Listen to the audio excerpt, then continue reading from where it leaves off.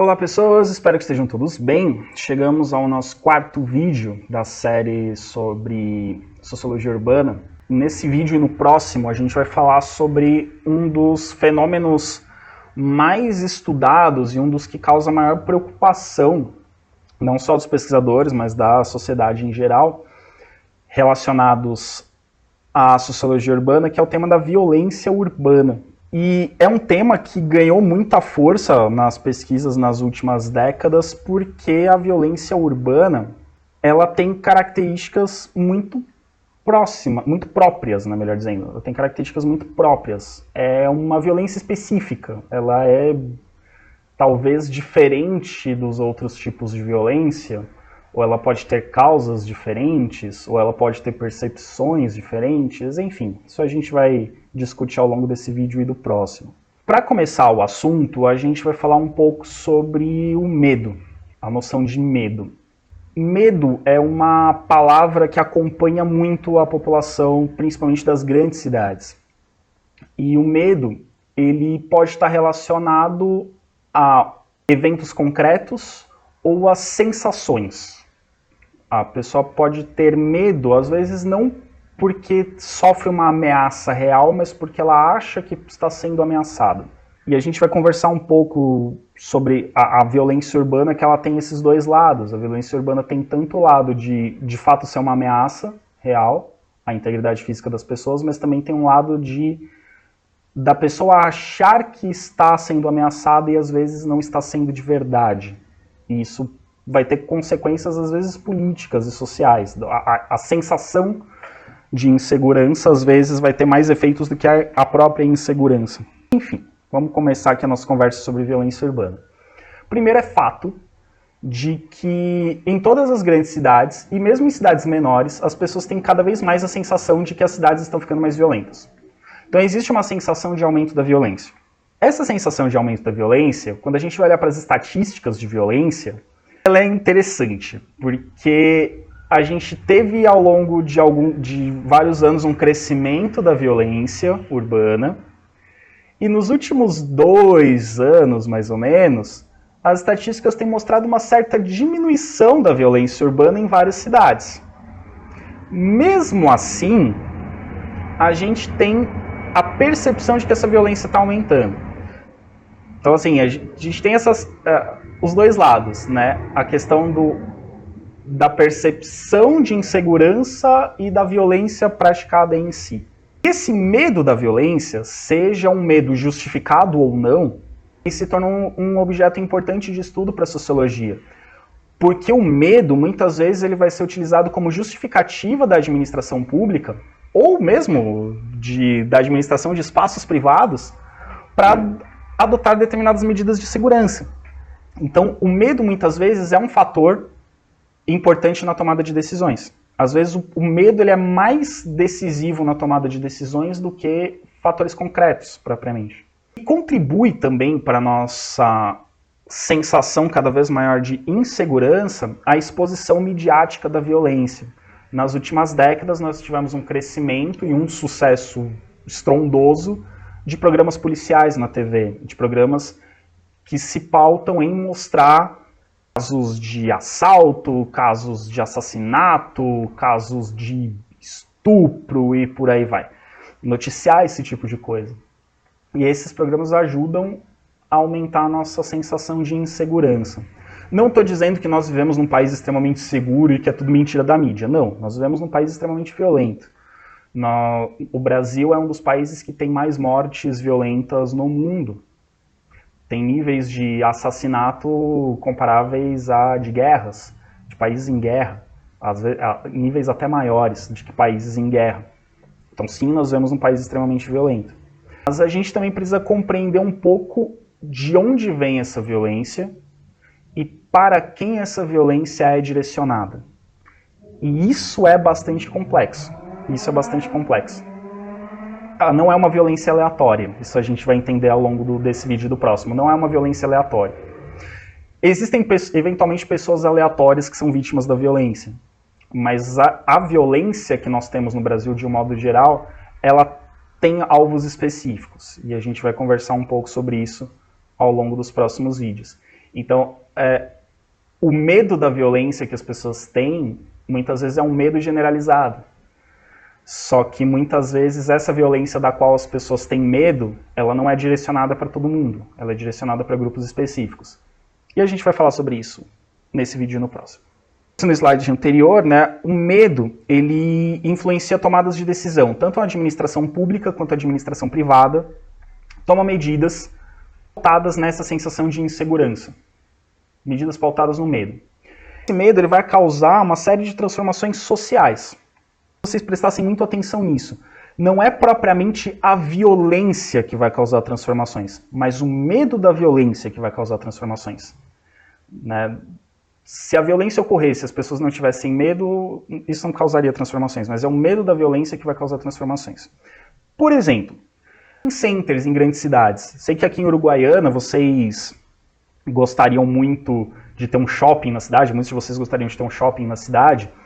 O shopping ele tem vários benefícios e vários prejuízos para a cidade, que a gente pode conversar num outro momento sobre isso. Mas em muitos lugares, o shopping ele é fruto de uma sensação de insegurança.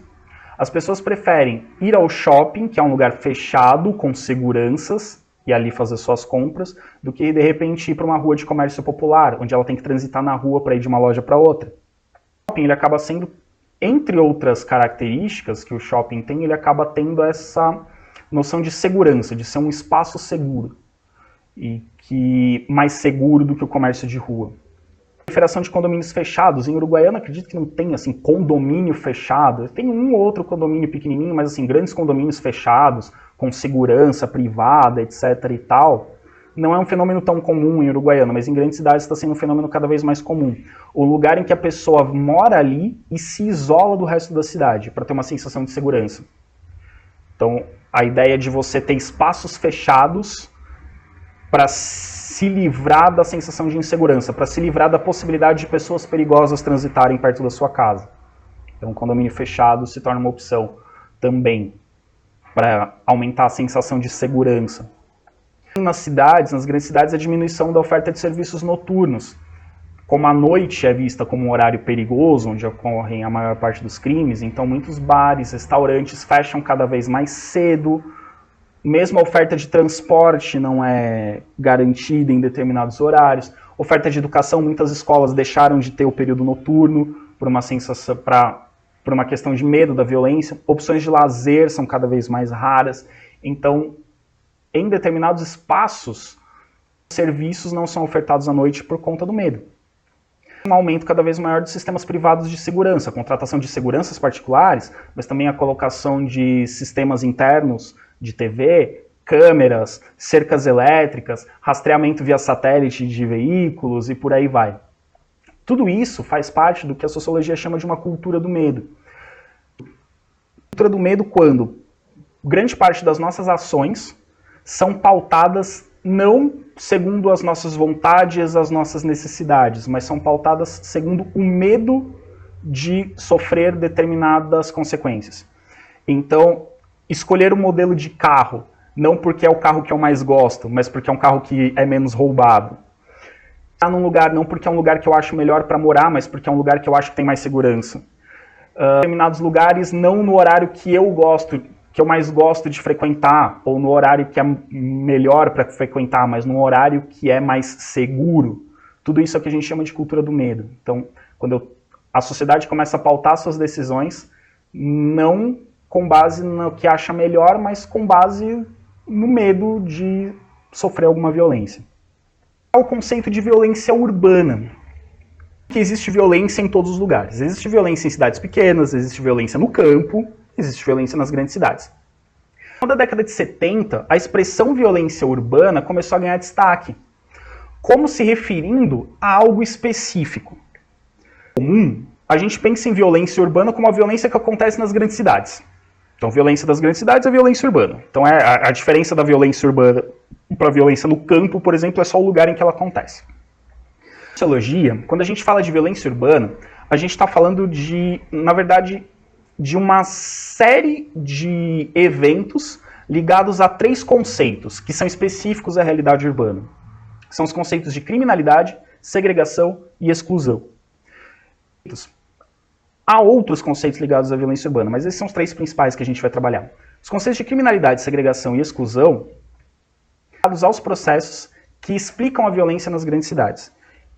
Já a violência nas cidades pequenas e no campo, né, nos espaços rurais, vão ter outras características, vão ter outras explicações. Mas criminalidade, segregação e exclusão estão ligados às características principais da violência urbana. É interessante perceber que a ideia de violência urbana como um fenômeno específico, a partir do final da década de 70, surge na mesma época em que o neoliberalismo e a globalização ganham força. Vamos lembrar das aulas anteriores?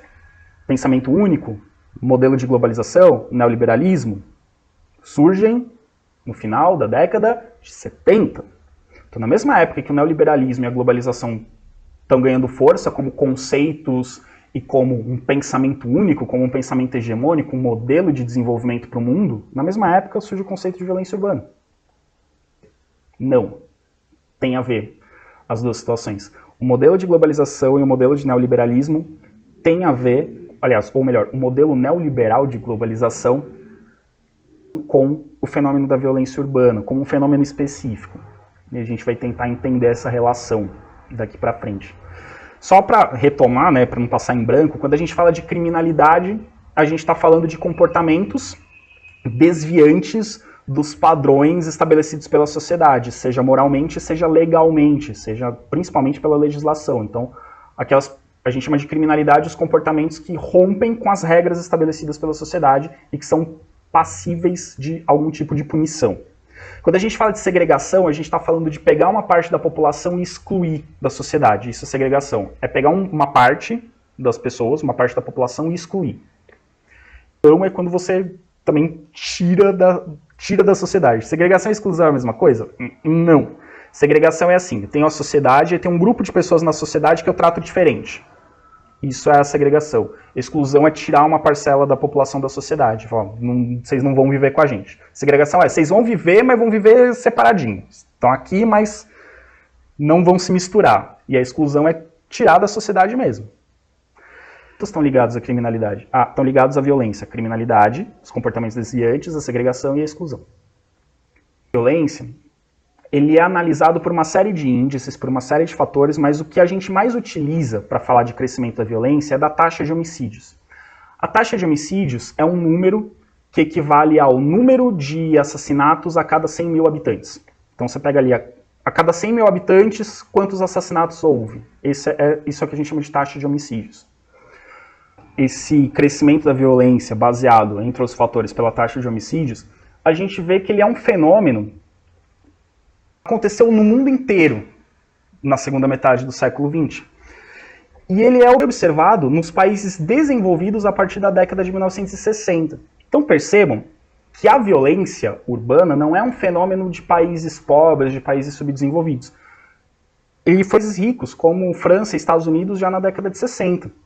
Aliás, essa coisa da violência urbana, depois vocês podem pesquisar na internet, a cidade de Nova York, por exemplo, que hoje é considerada uma cidade muito segura, nas décadas de 80 e 90 era uma cidade extremamente violenta, era uma cidade perigosíssima de se viver. E era a maior cidade do mundo, uma das cidades mais ricas do mundo, e era uma cidade violentíssima.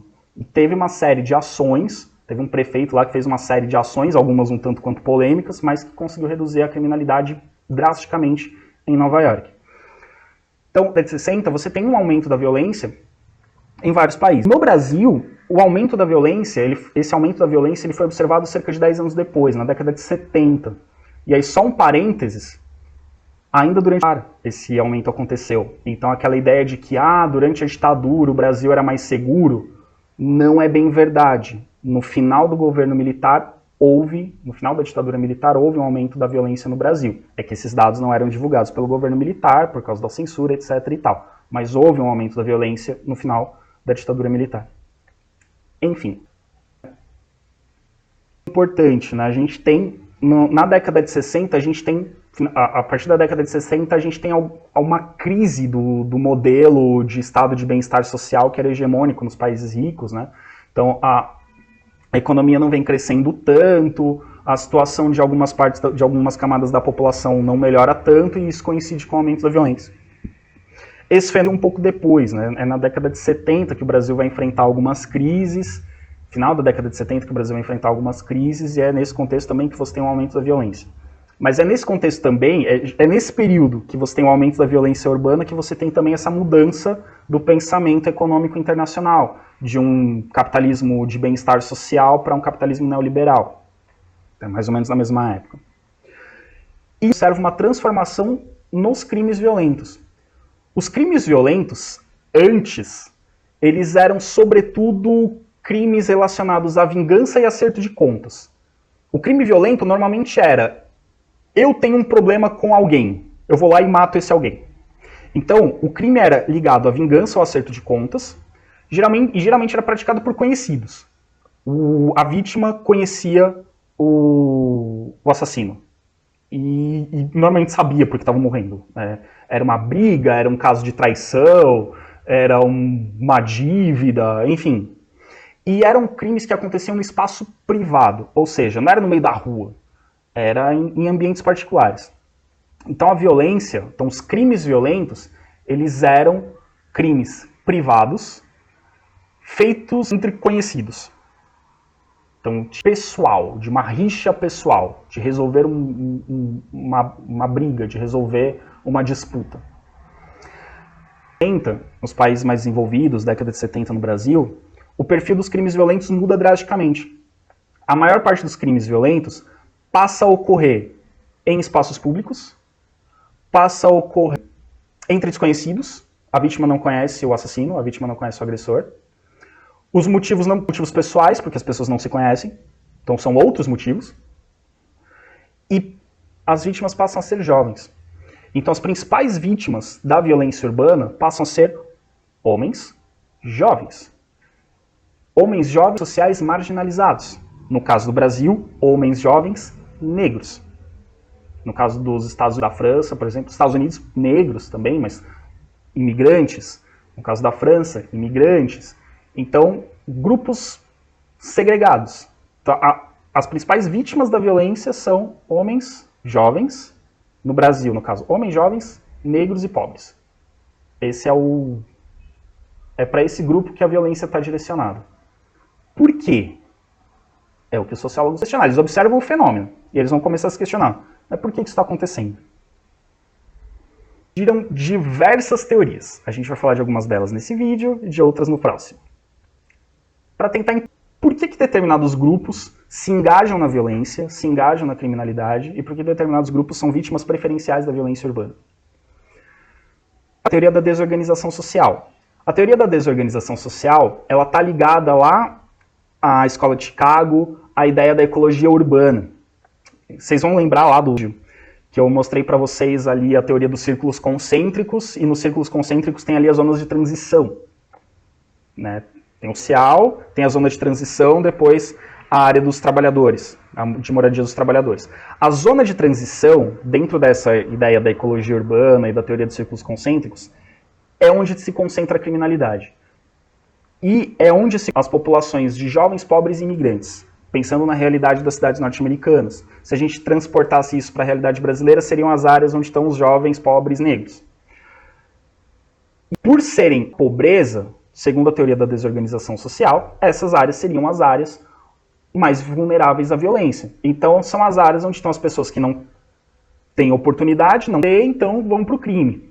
E também não tem como se defender, então é ali onde a criminalidade acontece, é ali onde as pessoas escolhem ser criminosas e é ali onde as pessoas morrem. Então, a ideia, a partir da ecologia urbana, de que existem áreas na cidade que são naturalmente mais perigosas. E que a população que vive nessas áreas naturalmente mais perigosas são as populações que mais vão se engajar na violência e que mais vão sofrer com a violência. Qual que é o problema da duramente criticada? Porque ela tinha um caráter evolucionista e determinista.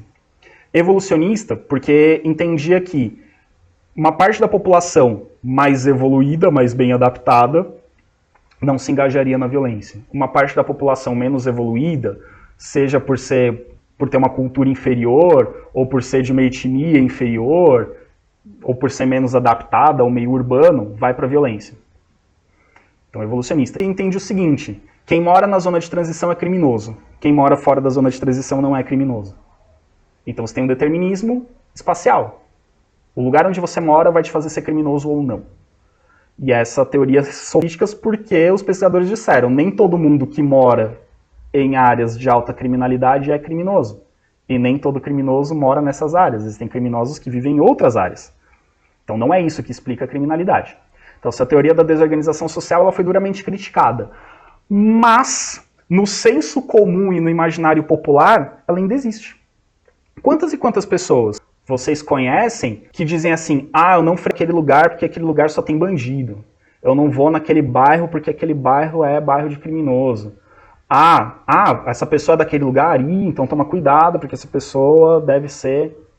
Isso acontece ainda hoje. No senso comum ainda existe essa ligação entre o lugar de onde a pessoa sai, o lugar onde a pessoa vive e a índole da pessoa. Como se pessoas que vivessem em determinados lugares necessariamente fossem criminosas. Se vocês pararem para pensar, essa lógica está um pouco por trás das ações policiais nas favelas, em São Paulo, no Rio de Janeiro ou em outros lugares. Por que em determinados lugares andando? Porque ela parte do pressuposto de que quem mora naquele lugar é criminoso. Em outros lugares não está acontecendo a mesma coisa. Mas, como é um lugar de criminoso, então vamos entrar com cuidado, pedindo com licença, por favor, e vendo o que é para ser feito. Então, essa ideia, ela ainda existe. Em ciências humanas, ela foi absolutamente rejeitada, mas no senso comum, ela ainda persiste. Unidos a partir da década de 60, e ela é bem interessante, é a teoria da frustração. A teoria da frustração, ela surge bem do contexto norte-americano do final da década de 60, em que existe uma grande parcela da população norte-americana que não está mais conseguindo ter acesso aos benefícios que as gerações anteriores tinham. Então, a sociedade norte-americana está vivendo um momento de crise. E essa crise dos anos 60 vai fortalecer o pensamento único a partir da década de 70, vai fortalecer o neoliberalismo. O neoliberalismo vai surgir nos Estados Unidos, vai surgir como uma crítica a essa crise da década de 60, que é uma crise não só econômica, é uma crise de valores, é uma crise de identidade da sociedade norte-americana, enfim, é uma crise generalizada. E a década de 60 cresce a desigualdade de oportunidades de ascensão social para determinados grupos. Existem determinados grupos, principalmente negros, imigrantes, jovens de determinadas regiões dos Estados Unidos, que vão perceber que eles não têm os mesmos acessos que outros grupos, as mesmas oportunidades que outros grupos da população têm. Então você teria, além de imigrantes, né, teve uma geração anterior que conseguiu muita coisa nos Estados Unidos, mas você tem uma segunda geração que não vai conseguir as mesmas coisas. E vai buscar a ascensão social que as gerações anteriores conseguiram através de atividades ilegais e através da participação em gangues. Então, o fenômeno das gangues nos Estados Unidos, que a Escola de Chicago estudou muito o fenômeno das gangues, ele é explicado como uma tentativa de inserção social de determinados grupos. Então, o jovem se sente excluído da sociedade e ele entra para uma gangue como uma forma de pertencer a algo e uma oportunidade de conquistar algo através da gangue. E as atividades legais seriam o mesmo caminho. Elas se tornam viáveis porque a sociedade passa valores. A sociedade norte-americana, a teoria da frustração vai dizer isso, a sociedade norte-americana, a partir da década de 60, começa a colocar valores como o dinheiro, o interesse pessoal e a ambição como valores fundamentais, formando uma sociedade absolutamente individualista.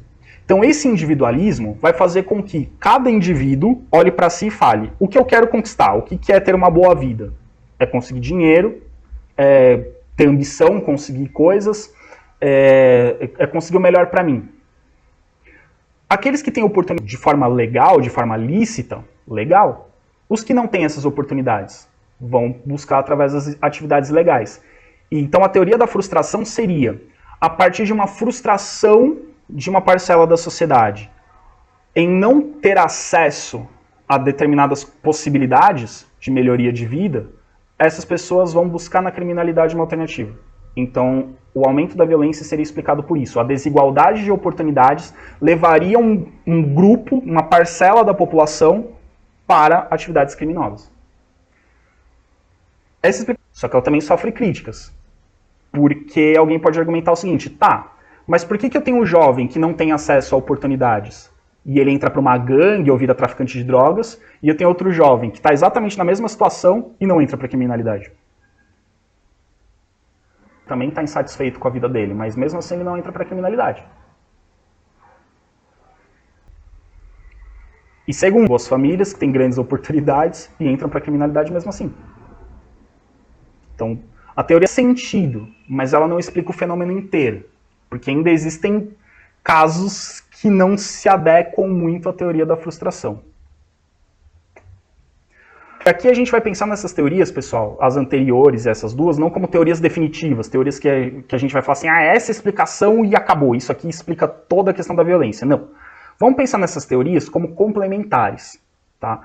Que observam a violência como um fenômeno complexo, que não tem uma causa única, mas tem várias causas, vários fatores envolvidos, e essas teorias elas vão complementando umas às outras, junto com as anteriores, para a gente tentar entender a violência por vários pontos de vista diferentes. Uma teoria muito interessante, e que tem a ver um pouco com aquele pensamento de que a pessoa que é de determinado lugar tem determinada índole, é a teoria do rótulo. A teoria do rótulo não vai dizer por que determinadas pessoas entram para a criminalidade, por que determinadas pessoas praticam violência, mas ela inverte a lógica.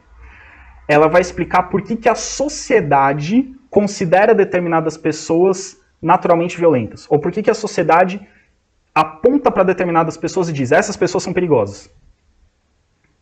Então a teoria do rótulo, justamente você colocar um rótulo nas pessoas. Esse é bandido, esse é cidadão de bem. E o que diz? Diz que a discriminação que existe na sociedade, ela é perpetuada pelas instituições governamentais, instituições policiais e instituições judiciais. Então os jovens das etnias são rotulados como delinquentes. No Brasil, pensando no caso do jovem negro, pobre, ele normalmente é associado à imagem do delinquente, por mais que ele não seja. Mas ele vai ser visto pelas instituições como potencialmente perigoso. Vamos pensar um policial na rua, e ele vê dois jovens com atitude suspeita, um branco e um negro. Ele só vai conseguir abordar um, vai abordar o jovem negro. E não é, porque o policial é racista. Não. Mas porque existe uma formação das instituições no Brasil que perpetua a ideia de que é mais provável que o negro seja o criminoso do que o branco. Então isso faz parte do procedimento do policial. Às vezes ele nem é racista, mas ele acabou sendo levado a agir dessa forma. A perpetuar essa ideia de que determinados grupos são mais suspeitos do que outros. Né?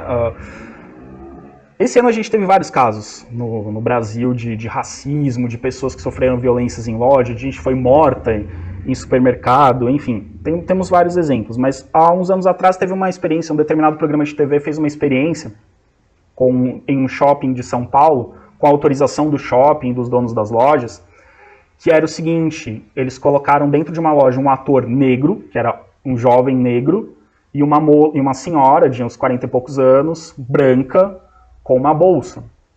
Os dois entravam na loja mais ou menos ao mesmo tempo, e o jovem negro estava com uma mochila e a senhora com uma bolsa. E a senhora pegava um produto da loja, escondia na bolsa e saía. E o jovem negro saía junto, os dois saíam ao mesmo tempo. Eles combinavam para os dois saírem ao mesmo tempo. E é uma dessas lojas que o produto tem que quando você passa na porta da loja, o sensor apita. Então os dois passaram ao mesmo tempo, o rapaz negro, eles passaram pela porta ao mesmo tempo, um virou para um lado, outro virou para outro. Quando eles passaram pela loja e apitou, todos os seguranças, em todas as lojas em que essa experiência foi feita, todos, sem exceção, pararam o rapaz negro e pediram para olhar a mochila. Nenhuma parou a senhora branca, que era de fato quem estava com o objeto supostamente roubado. Que não foi roubado, enfim, eram atores, enfim, era uma simulação. Mas em todos os casos, os seguranças pararam o rapaz negro. Nenhum caso pararam a mulher branca.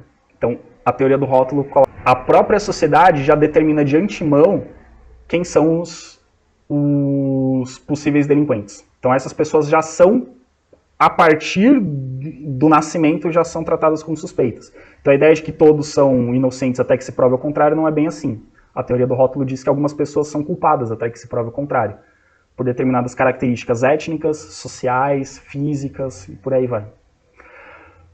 Outra teoria, a teoria que tenta lidar com a violência, não tanto explicar a violência, é a teoria crítica. A teoria crítica, ela defende a transformação do sistema penal. O sistema penal, na maioria dos países, e no Brasil isso é bem característico, o sistema penal ele tem como pressuposto punir quem comete uma infração. Então, e o Brasil é um país. Então, o Brasil é um país que tem um sistema penal que gosta de prender as pessoas. Por mais que a gente fale no Brasil da impunidade e tal, o Brasil é um país que gosta de prender as pessoas. Mas não qualquer pessoa. Não qualquer pessoa. De novo, se a gente vai para a população carcerária do Brasil, a grande maioria das pessoas que está na...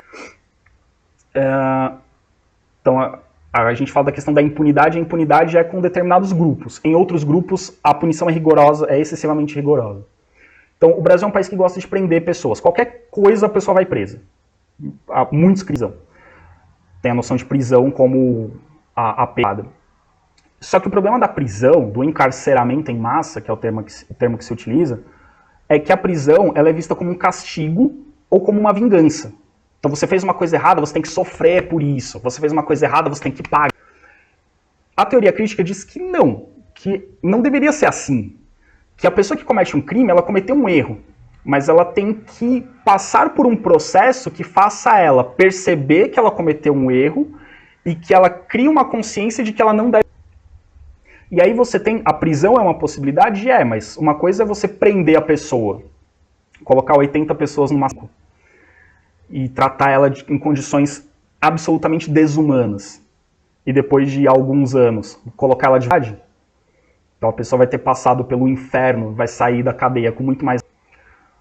É muito diferente de você colocar a pessoa, a pessoa está presa, mas ela vai para uma instituição em que ela vai ter acesso à educação, em que ela vai ter acesso à saúde, em que ela vai ter acesso a um auxílio psicológico, em que ela vai ter condições de rever as suas ações, em que ela vai ter condições eventualmente de aprender uma profissão e de sair desse sistema, não com mais raiva do que quando ela entrou, mas sair desse sistema tendo consciência de que ela pode ter uma vida diferente. Também pensar que determinadas infrações não são graves a ponto da pessoa merecer ficar presa. Existem determinadas infrações que podem ser pagas com penas alternativas e que têm um caráter muito mais pedagógico do que punitivo. Né, da pessoa que a punição tenha um caráter de reparar um estrago que ela tenha feito para a sociedade, ao invés de ser uma punição que vá simplesmente fazer com que a sociedade tenha satisfeito o seu desejo de vingança. A pessoa tem que apodrecer na cadeia. Não, talvez ela não precise apodrecer na cadeia, talvez ela possa fazer alguma coisa que repare o dano que ela causou à sociedade e que ela aprenda que ela pode viver de uma forma diferente do que ela vivia antes. Então, a teoria crítica tenta repensar a noção de punição. Porque sim, nós vivemos num país em que parcelas da população são rotuladas como delinquentes, e essa parcela da população que é rotulada como delinquente é ela que está dentro do sistema prisional. Às vezes injustamente. Às vezes justamente. Às vezes injustamente. Mas o problema é que o sistema prisional em si ele não é pensado para trazer uma melhoria para a sociedade. Ele é pensado simplesmente para tirar uma parte da população de circulação por um determinado período. O que não é muito funcional para a sociedade. Ainda pensando sobre a violência, como a violência ela é sentida, percebida e vivida, a violência urbana, ela é sentida, percebida e vivida sobre... Tanto a maior parte das vítimas da violência, quanto a maior parte dos agressores, são jovens. Os jovens são quem mais, nas cidades, os jovens são os que mais matam e os que mais morrem. Então, para tentar entender essa questão da violência e por que ela é tão ligada à juventude, surge uma corrente de pensamento dentro da sociologia, que é a sociologia da juventude. Por quê? As teorias anteriores, as que eu mostrei até agora, elas tentavam dar explicações de por que determinados grupos entravam para a violência, por que determinados grupos eram mais vulneráveis à violência. Mas se a desigualdade social, se a frustração, se o ambiente afetam toda uma comunidade, por que só uma parcela pequena dessas pessoas entra para a criminalidade? Se a gente parar para pensar, mesmo que a teoria lá da zona de transição estivesse correta, teoricamente, todo mundo que vive naquela área viraria criminoso. E não, é só uma parcela pequena. A teoria da frustração, uma grande parcela da população está frustrada com suas condições de vida, mas só uma pequena parcela dessas pessoas frustradas. Por que isso acontece? Porque, teoricamente, se a frustração ou se a zona de transição fosse a explicação, todo mundo que passasse por isso, ou a maioria das pessoas que passasse por isso, entraria para a criminalidade. Mas não é isso que acontece. É uma parcela pequena que entra para a criminalidade. É uma parcela pequena das pessoas pobres, é uma parcela pequena das minorias étnicas que se torna criminoso. Não é a maioria desses grupos. Então, a sociologia da juventude vai olhar para as escolhas individuais das pessoas, então vai olhar para o indivíduo, não para uma coisa mais ampla, mas olhar a relação entre o indivíduo e o contexto mais amplo, e também vai olhar para características específicas da juventude. Como assim? A sociologia da juventude vai dizer, olha, o jovem tem uma série de características diferentes das pessoas mais velhas. E essa série de características pode ter relação com uma afinidade com atividades violentas, com a criminalidade e por aí vai. Então, por exemplo, a sociologia da juventude vai olhar, por exemplo, para o romantismo. O romantismo não é de ser romântico, amoroso, não. O romantismo da juventude é a noção de ser mais passional, de ser mais impulsivo, então de ser mais imediatista. Então, querer as coisas logo. E os meios ilegais geralmente proporcionam uma satisfação mais rápida. Então, isso seria uma característica da juventude que é aproximada. O conformismo com o grupo. Então, por exemplo, fazer parte de uma gangue, ser aceito num grupo, isso aproximaria o jovem. Opa, eu quero fazer parte daquelas pessoas que parecem legais. Só que aquelas pessoas legais fazem assaltos, mas elas são legais, então eu vou fazer assalto junto. Então, conformar-se a um grupo. E o desvio diante das orientações das gerações anteriores. Ou seja, as pessoas os mais velhos falam, não faz isso porque isso é errado. Essas pessoas não sabem de nada. Eu vou agir por conta própria. Eles não sabem como o mundo é hoje. Então eu vou fazer as coisas do jeito que eu quero. Então isso também seria uma característica que levaria a juventude, que aproximaria a juventude das ilegais. Só que essa teoria, ela também sofreu críticas, porque ela pensa uma certa uniformidade para os jovens, e os jovens não pensam todos da mesma forma. A juventude é plural, a juventude é heterogênea, e essa teoria ela acaba pensando a juventude de uma forma meio homogênea, então por isso ela sofreu muitas críticas. Porém, mesmo com essas críticas, mesmo com essas fragilidades, a sociologia da juventude traz muitas ferramentas importantes para a gente compreender as organizações juvenis de hoje. Então a questão do romantismo, do conformismo com o grupo e o rompimento com as gerações anteriores são algumas ferramentas que ajudam a gente a compreender os movimentos de jovens de hoje. Então, claro, a sociologia da juventude ela não é uma explicação definitiva, como nenhuma teoria é, mas ela tem ferramentas que ajudam a gente a compreender a relação entre violência e juventude, já que a violência urbana ela está muito ligada à juventude. Os jovens são os que mais sofrem com a violência urbana, e os jovens, tanto do ponto de vista de ser a vítima, quanto do ponto de vista de ser o agressor que vai ser punido. Então a juventude é que é mais... Outra teoria que surge, aí também com uma perspectiva mais marxista, a sociologia de classe. Ela se firmou para explicar as escolhas que levam os indivíduos a cometer atos violentos, e ela se firmou em pesquisas na Europa e na América tudo. Essa teoria, ela se firma a partir da década de 60, que na década de 60 a gente tem um fenômeno mundial de uma certa homogeneização da juventude. Na Europa isso ficou mais claro. A juventude das classes operárias, os filhos dos operários na Europa, em vários países tinham mais ou menos os mesmos padrões de comportamento. E alguma coisa disso chega na América Latina também. Tem alguma coisa de padrão de comportamento dessa juventude operária na América Latina, mas na Europa. E aí a gente tem a questão, a juventude europeia, os filhos das classes operárias, de um modo geral, eles tinham mais ou menos os mesmos padrões de roupa, mais ou menos o mesmo estilo musical, por exemplo, a música punk é desse momento, a questão de uma sexualidade mais livre, diferente das gerações anteriores, e um aumento no consumo de drogas. Então isso era uma característica dessa juventude europeia.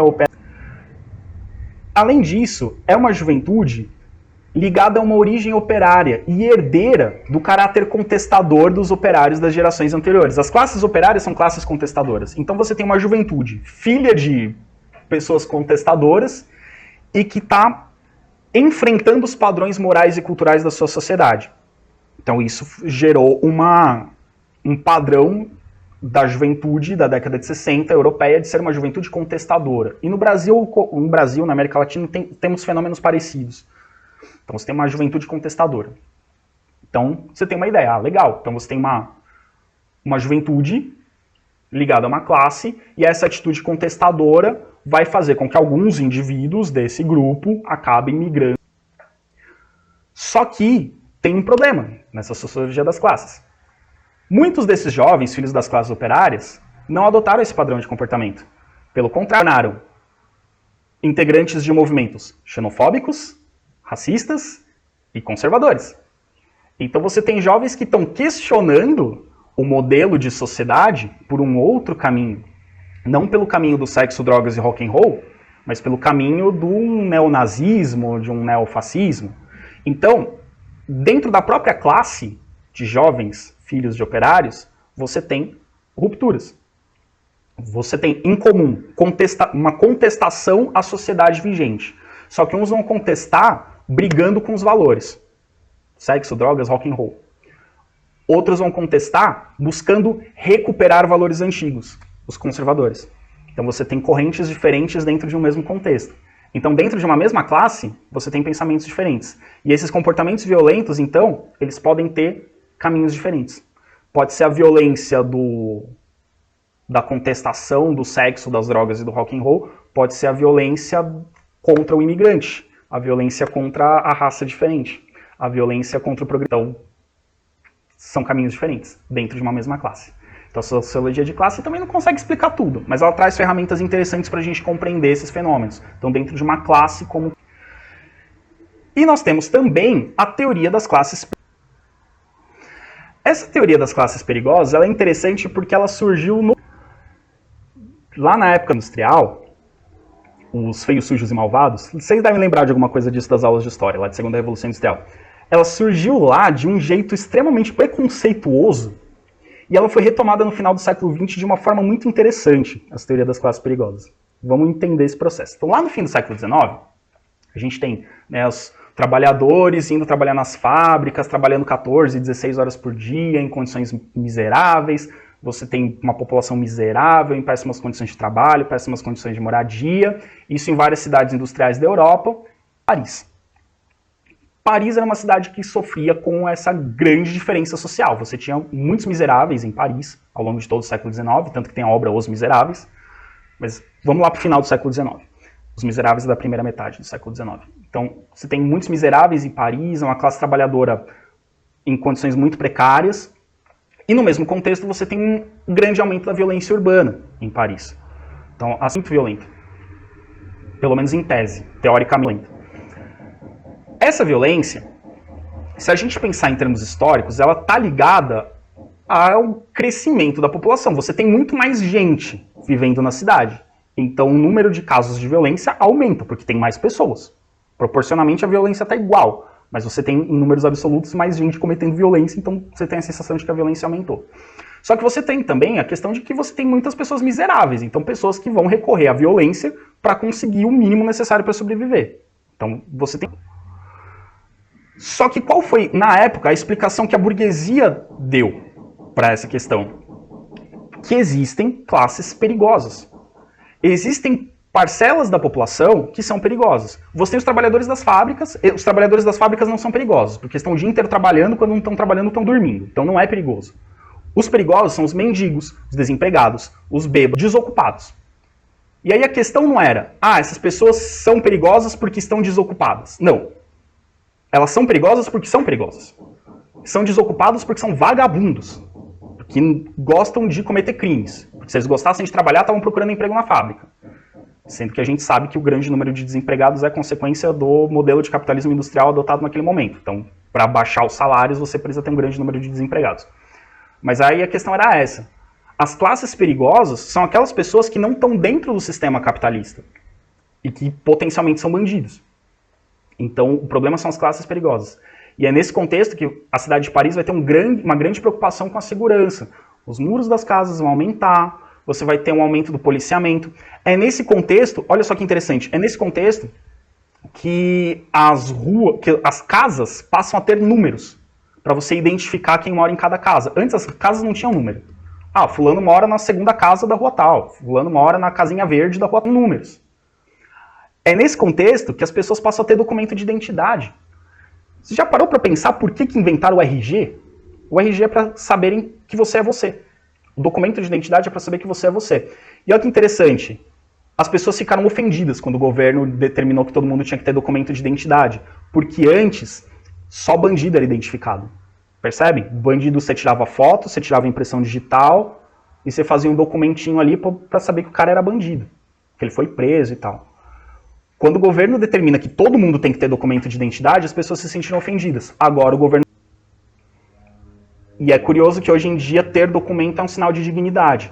E quando inventaram lá na França no final do século XIX os documentos de identidade, as pessoas acharam que era uma falta de dignidade ter um documento de identidade, porque era ser tratado como bandido. Se tem uma foto digital, então tem essa questão do... E na década de 80, a sociologia recuperou essa teoria, mas não para falar assim, porque tem uma classe perigosa de pessoas que são naturalmente violentas e vagabundas. Não. Mas retomaram a ideia das classes perigosas, porque nos anos 80, e isso vem crescendo, já vinha crescendo, mas na década de 80 isso ficou forte, e hoje na França isso é muito forte. Você tem um grande contingente de imigrantes, principalmente das antigas colônias francesas, de países africanos e asiáticos. Então você tem uma população muito grande na periferia de Paris de imigrantes. E que são pessoas que estão à margem da sociedade, que têm dificuldade para conseguir emprego, pessoas que mal falam francês, então tem muita gente na sociedade. E é justamente nessas áreas, nesses grupos, que você tem um grande aumento da criminalidade. Então, a violência nos subúrbios de Paris, ocupados por essa população marginalizada, tiveram um grande surto de violência na década de 80, e vira e mexe tem uns surtos de violência nessas regiões, e os sociólogos retomaram essa teoria, mas não pensando que essas pessoas são naturalmente perigosas, mas pensando que essas pessoas estão num contexto social que as torna mais vulneráveis à violência. E o que é interessante pensar, pessoal, é que essas teorias surgiu, disse para vocês, lá no final do século XIX. Só que hoje a gente tem pesquisas que concluíram que Paris não era mais violenta que o resto da França. As pessoas acharam que Paris estava mais violenta. As pessoas tinham a impressão. Então, o que determinou essa política e essa teoria das classes perigosas não foi a observação de um fato real. Foi uma sensação equivocada. Paris não estava mais violenta que o resto do país. Mas as pessoas acharam, a burguesia achou. Então, vamos investir em segurança, vamos fichar as pessoas, vamos adotar uma série de medidas para combater essas classes perigosas. E essas classes perigosas nem eram mais perigosas do que a população de outros lugares da França. Na verdade, nem eram perigosas. Eram só algumas pessoas. Como em todas as sociedades, você tem algumas pessoas que fazem atividades ilegais, que são violentas, mas não é um padrão. Mas a ideia das classes perigosas estabeleceu um padrão. Olha, essas pessoas que vivem nessas condições são perigosas. Tudo bem? Próximo vídeo, a gente vai continuar analisando a questão da violência, a gente vai falar de algumas ferramentas para compreender a violência, e a gente vai falar de um conceito muito importante para compreender a violência urbana, que é a segregação. Então, no próximo vídeo a gente segue falando.